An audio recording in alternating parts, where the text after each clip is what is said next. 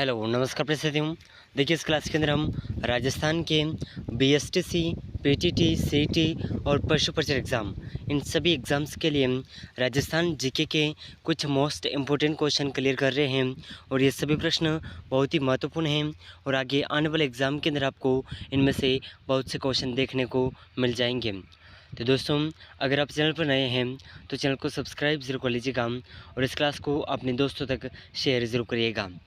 तो देखिए आज के इन प्रश्नों के महत्वपूर्ण प्रश्नों की क्लास में हम क्वेश्चन नंबर 11 से शुरू कर रहे हैं। तो आज का अपना क्वेश्चन नंबर 11 है, कछवाहा राजवंश के संस्थापक थे।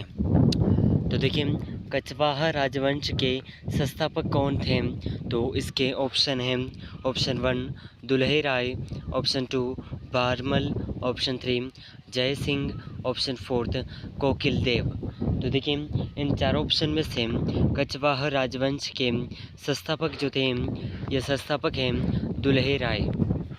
ठीक है, ऑप्शन 1 बिल्कुल से आंसर हो जाएगा। और दुल्हे राय कछवाहा राजवंश के संस्थापक थे और इनका जो सन है 1137 ईस्वी, इस सन में इसकी स्थापना की गई थी।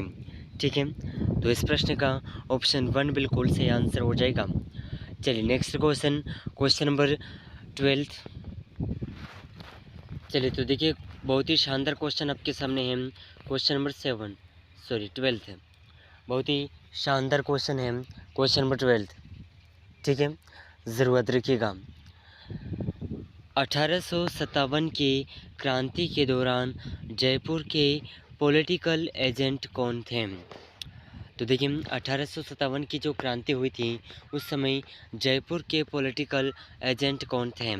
ठीक है, तो इसके ऑप्शन है, option 1 Mock Mason, option 2 Major Burton, option 3 William Eden, option 4 Major Morrison.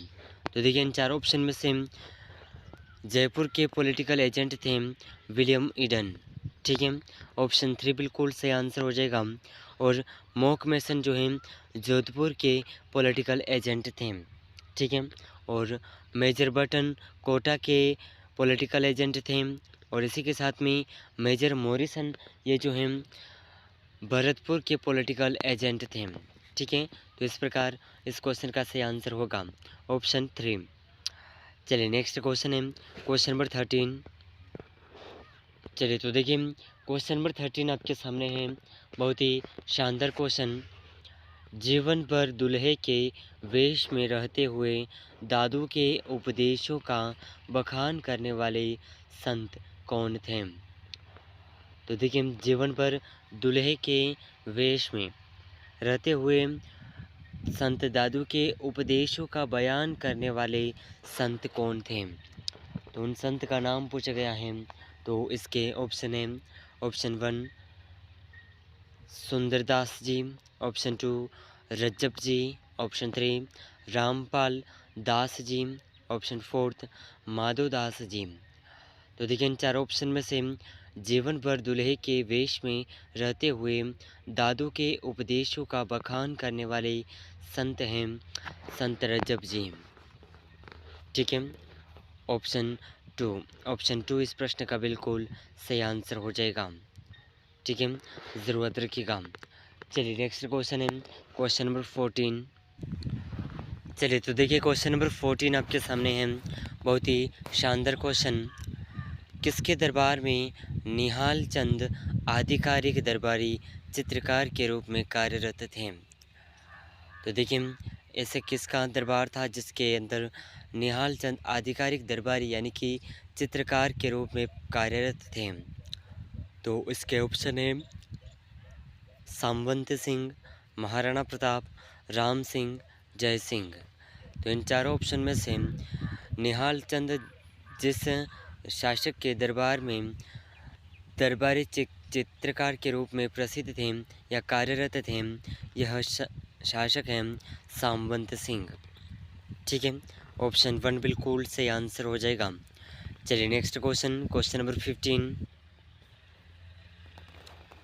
तो देखिए क्वेश्चन नंबर 15 आपके सामने है, बहुत ही शानदार क्वेश्चन।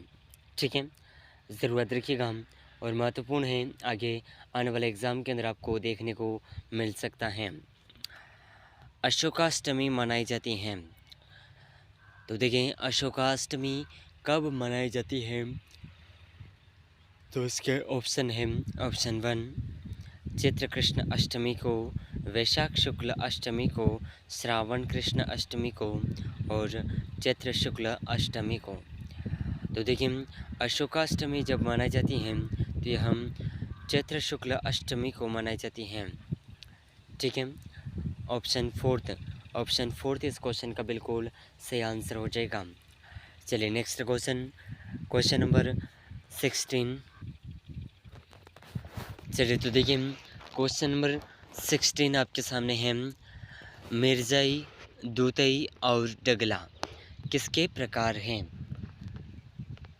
तो देखिए मिर्जाई, दूतई और डगला ये सभी किसके प्रकार हैं?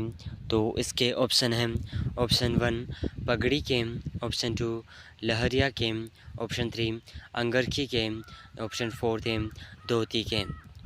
तो देखिए इन चारों ऑप्शन में से मिर्जाई, दूतई और डगला ये सभी अंगरखी के प्रकार हैं। ठीक है, ऑप्शन 3 बिल्कुल सही आंसर हो जाएगा, ऑप्शन 3।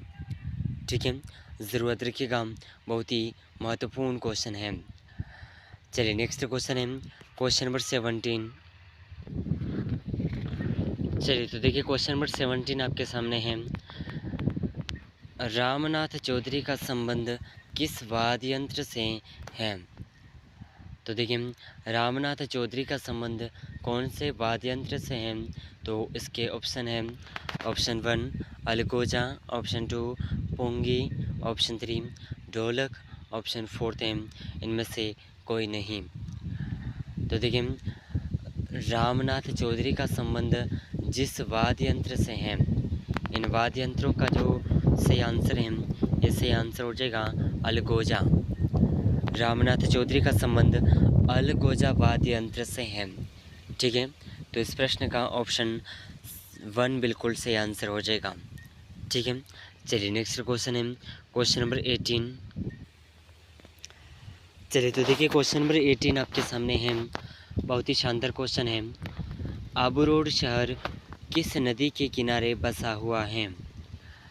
तो देखिए आबू रोड शहर कौन सी नदी के किनारे बसा हुआ है? तो इसके ऑप्शन है, ऑप्शन 1 पश्चिम बनास, बनास, कोठारी, लोनी, अनुत्तरित प्रश्न। तो देखिए इन चार ऑप्शन में से आबू रोड शहर है यह पश्चिम बनास नदी के किनारे बसा हुआ है। ठीक है, और यह जो है सिरोही के माउंट आबू में स्थित है। ठीक है, सिरोही के माउंट आबू में। ज़रूरत रखिएगा, बहुत ही महत्वपूर्ण क्वेश्चन है। चलिए नेक्स्ट क्वेश्चन नंबर 19। तो देखिए क्वेश्चन नंबर 19 आपके सामने है, बीकानेर, जैसलमेर और चूरू राजस्थान के कृषि जलवायु प्रदेश खंड में सम्मिलित हैं। तो देखिए बीकानेर, जैसलमेर और चूरू राजस्थान के कौन से कृषि जलवायु प्रदेश यानी कि कौन से खंड में सम्मिलित हैं? तो इसके ऑप्शन हैं, ऑप्शन 1 अंतःप्रवाह शुष्क खंड, पश्चिमी शुष्क मैदान, अति शुष्क आंशिक सिंचित क्षेत्र, उत्तरी पश्चिमी सिंचित मैदान। तो देखिए इन चार ऑप्शन में से बीकानेर, जैसलमेर और चूरू राजस्थान के अति शुष्क आंशिक सिंचित क्षेत्र यानी कि सबसे अधिक कृषि सिंचाई वाला क्षेत्र, यहाँ पर बीकानेर, जैसलमेर और चूरू ये सभी इस क्षेत्र के अंदर, इस खंड के अंदर सम्मिलित हैं। ठीक है, ज़रूरत रखिएगा। चलिए नेक्स्ट क्वेश्चन है क्वेश्चन नंबर 20। चलिए तो देखिए क्वेश्चन नंबर 20 आपके सामने है, बहुत ही शानदार क्वेश्चन है, ज़रूरत रखिएगा। रूपारेल नदी का उद्गम होता है? तो देखिए रूपारेल नदी का उद्गम कहाँ से होता है? तो इसके ऑप्शन है, ऑप्शन 1 उदयनाथ की पहाड़ियों से, रघुनाथगढ़ की पहाड़ियों से, कुंभलगढ़ और राजौरगढ़। तो देखिए इन चार ऑप्शन में से रूपारेल नदी का जो उद्गम है, यह उद्गम उदयनाथ की पहाड़ियों से होता है। ठीक है, उदयनाथ की पहाड़ियों से इसका उद्गम होता है। तो इस प्रश्न का ऑप्शन 1 बिल्कुल सही आंसर हो जाएगा। ठीक है, ज़रूरत रखिएगा, बहुत ही महत्वपूर्ण क्वेश्चन है। तो देखिए, इस क्लास के अंदर हमने राजस्थान के पशु परिचर एग्ज़ाम, सीटी एग्ज़ाम, बीएसटीसी, पीटीटी इन सभी एग्ज़ाम के लिए कुछ महत्वपूर्ण प्रश्नों को देखा है, और ये प्रश्न आपके आने वाले एग्ज़ाम में आपको इनमें से बहुत से क्वेश्चन देखने को मिल जाएंगे। ठीक है, तो एक भी क्वेश्चन को मिस मत करिएगा, और इन सभी प्रश्नों में से आपके कितने क्वेश्चन सही हुए हैं हमें कमेंट में ज़रूर बताइएगा। तो मिलते हैं अगले महत्वपूर्ण प्रश्नों के साथ में, तब तक के लिए जय हिंद, जय भारत।